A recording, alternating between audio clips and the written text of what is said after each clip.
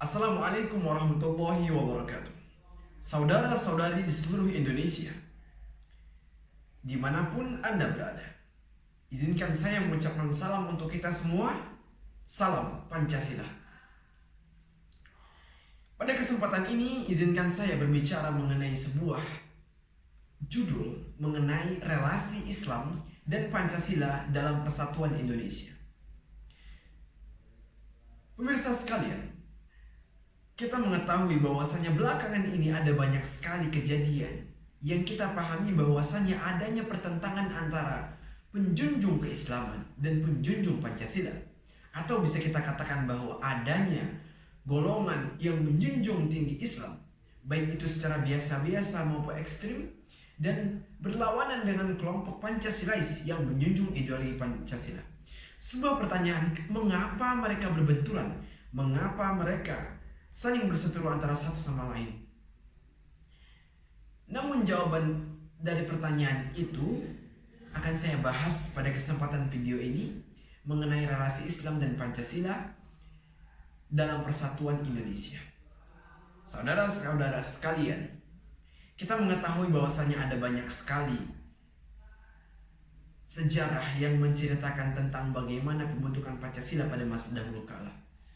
Dimulai sejak Piagam Jakarta yang pada saat itu bukan hanya disusun oleh orang-orang Islam saja, tapi juga pemuda di seluruh Indonesia yang menjadi perwakilan pada saat itu di Rumah Laksamana Muda Maida pada saat proses perumusannya.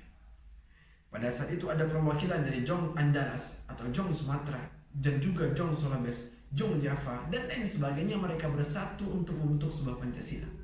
Artinya Pancasila lahir tidak murni dari orang Islam saja.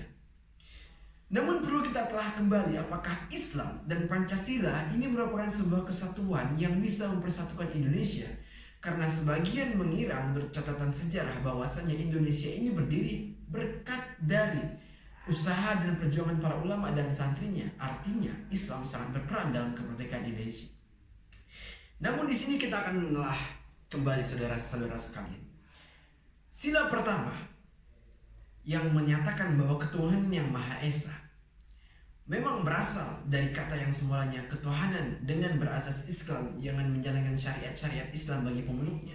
Kemudian terjadi sebuah perubahan pada masa itu demi keberlangsungan dan persatuan pemuda pada kala itu. Dan akhirnya lahirlah sebuah Pancasila, ketuhanan yang Maha Esa ini yang pertama. Apakah Islam sama atau menjunjung sila pertama ini? Tentu iya. Sebagaimana tertulis dalam surat Al-Fatihah dan juga surat Al-Ikhlas, Islam sangat menjunjung tauhid, sedangkan ketuhanan yang Maha Esa adalah lambang ketauhidan. Artinya, sila pertama ini sesuai dengan ajaran Islam. Yang kedua, sila yang kedua menyatakan bahwasanya kemanusiaan yang adil dan beradab. Sila ini tentu mengandung nilai bahwasanya sebagai seorang manusia yang ada di Indonesia harus adil dan beradab. Apakah ini sesuai dengan ajaran Islam? Sangat sesuai sebagaimana tertulis dalam surat Al-Maidah ayat 8 yang artinya, hai orang-orang yang beriman, hendaklah kamu menjadi orang-orang yang selalu menegakkan kebenaran karena Allah, menjadi saksi dengan adil, dan jangan sekali-sekali kebencianmu terhadap suatu kaum mendorong kamu untuk berlaku tidak adil. Berlaku adillah karena adil dengan takwa, dekat dengan takwa. Artinya Islam sendiri mengajarkan adil dan juga beradab. Apakah sesuai? Ya, sila kedua sesuai. Kita lanjut ke sila ketiga yang menyatakan bahwa persatuan Indonesia. Artinya dalam persatuan ini kita dalam berbagai macam golongan harus bersatu. Kita dalam berbagai macam bentuk perbedaan dan sebagainya harus bersatu. Dan ini sudah dibuktikan dalam Bhinneka Tunggal Ika. Apakah sesuai dengan ajaran Islam? Dijawab dalam surat Al-Hujurat ayat 113. Hai manusia, sesungguhnya kami menciptakan kamu seorang laki-laki dan seorang perempuan, dan menjadikan kamu berbangsa-bangsa dan bersuku-suku agar kamu saling mengenal.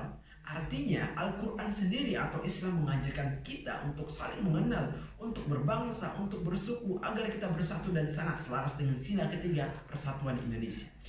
Kemudian pada sila keempat, kerakyatan yang dipimpin oleh hikmat kebijaksanaan dan dalam permusyawaratan perwakilan. Artinya sebuah kebijakan dapat dilakukan atau diusung dengan dihasilkan setelah diadakan permusyawaratan. Apakah ini sesuai dengan ajaran Islam? Tentunya sebagaimana tertulis dalam Quran Asy-Syura ayat 38. Dan bagi orang-orang yang menerima seruan Rabbah dan mendirikan salat sedangkan urusan mereka diputuskan dengan musyawarah antara mereka dan mereka menafkahkan sebagian rezeki. Tertulis jelas bahwasanya Al-Quran sendiri mengajarkan musyawarah. Tentunya ini sangat menjunjung sila keempat.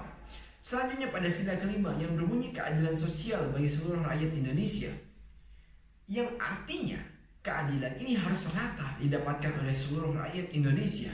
Keadilan yang dimaksud tentunya keadilan yang dilihat dari berbagai aspek dan sisi. Apakah ini sesuai? Tentu sesuai. Di Quran dijawab pada surat An-Nahl ayat 90 yang berbunyi, artinya sesungguhnya Allah menyuruh manusia berlaku adil dan berbuat kebaikan, memberi sedekah kepada kaum berabad, dan Allah melarang dari perbuatan keji, kemungkaran dan permusuhan. Dia memberi pengajaran kepada kamu agar kamu dapat mengambil pelajaran. Jelas ayat ini menyatakan dan mengajarkan bahwa sebagai orang Islam harus berlaku adil, dan tentunya ini sangat sesuai dengan sila kelima keadilan sosial bagi seluruh rakyat Indonesia.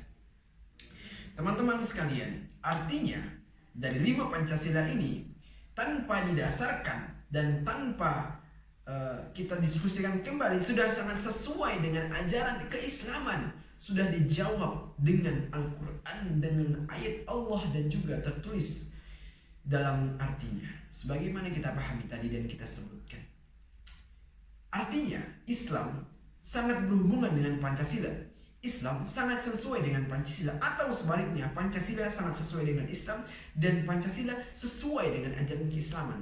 Lantas apakah perlu masih ada pertanyaan bahwasanya kenapa mereka masih dua golongan ini masih tidak bersatu, padahal justru dengan kedua inilah bukti atau membantu untuk persatuan Indonesia. Seperti inilah yang dicanangkan pada masa dahulu kala oleh Insinyur Soekarno dan beberapa tokoh bangsa lainnya pada saat itu, dan juga terjadinya sebuah perubahan pada sila pertama. Artinya ajaran Islam juga sangat sesuai dan menjunjung apa yang dimaksud dengan keberlangsungan Indonesia. Kesimpulannya, relasi antara Islam dan relasi antara Islam dan relasi antara Pancasila ini sangat sesuai demi keberlangsungan Indonesia. Mohon maaf atas segala kesampaian. Sekian yang dapat saya sampaikan. Semoga bermanfaat, dan mari kita sama-sama menjunjung Islam dan Pancasila tanpa ada perbedaan, tanpa ada perseteruan daerah kita, karena kita semua adalah satu. Salam untuk kita semua. Wassalamualaikum warahmatullahi wabarakatuh. Salam Pancasila.